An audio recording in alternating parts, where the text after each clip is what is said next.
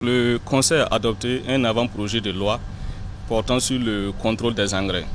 Il faut dire que la loi qui était là date de 2007 et présente actuellement beaucoup d'insuffisances dues au contexte national et international qui a beaucoup évolué.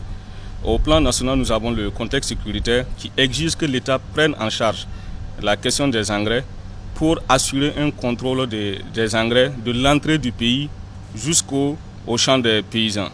Il faudra que nous mettons en place un système de traçabilité pour éviter l'utilisation inappropriée de l'engrais par les terroristes. Également, de 2007 à maintenant, il y a eu le développement de plusieurs structures locales de fabrication d'engrais qui ne sont pas prises en charge par la loi de 2007 et à le développement de nouveaux types d'engrais, notamment les biofertilisants et l'engrais liquide, qui ne sont pas également régulés. En 2024 également, nous avons créé une société d'État, la Sobimap, qui est chargée de l'approvisionnement sécurisé du pays en engrais.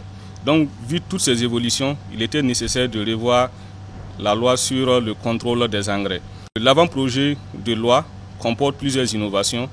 D'abord, l'avant-projet de loi va prendre en compte tous les types d'engrais, que ce soit les engrais liquides, les engrais solides et les biofertilisants.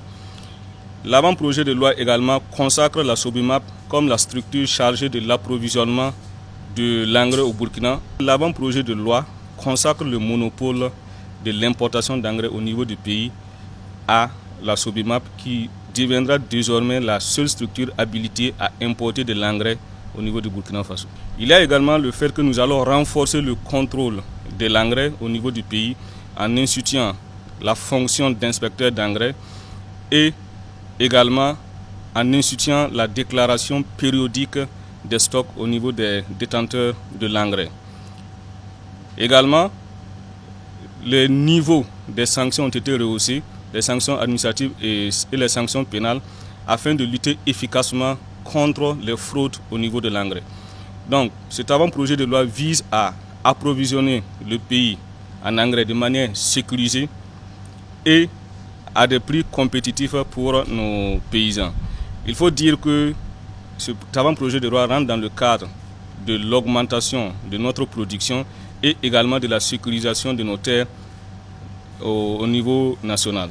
Le Burkina Faso est un pays d'élevage et pour profiter du maximum de notre potentiel d'élevage, nous devons mettre en place un système qui nous permet d'être un pays exportateur de viande, mais pas un pays exportateur d'animaux sur pied. Donc la situation de nos abattoirs actuellement, nous n'avons pas une structure centralisée de gestion. Nous avons des infrastructures qui sont vétustes, un mode de gestion qui est assez défaillant, ce qui nous a amené à créer l'agence Faso Abattoir. Et l'agence Faso Abattoir sera chargée de moderniser nos abattoirs nationaux et régionaux dans un premier temps, de les équiper en logistique pour le transport de la viande et d'édicter les normes également pour une bonne gestion de nos abattoirs.